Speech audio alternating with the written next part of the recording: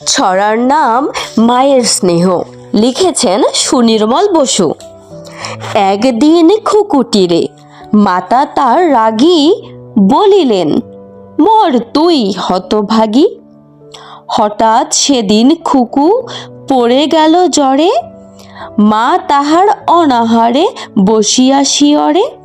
খুকু বলে, এই জ্বরে যদি মরে যাই।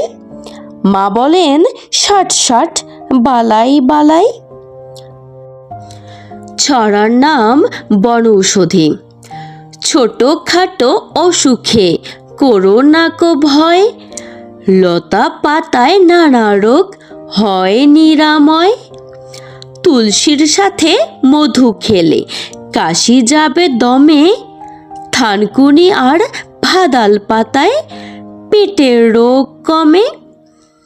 গাঁদাল পাতার অনেক গুণ, রক্ত বন্ধ করে। নিম পাতায় চর্মরোগ তাড়াতাড়ি সারে।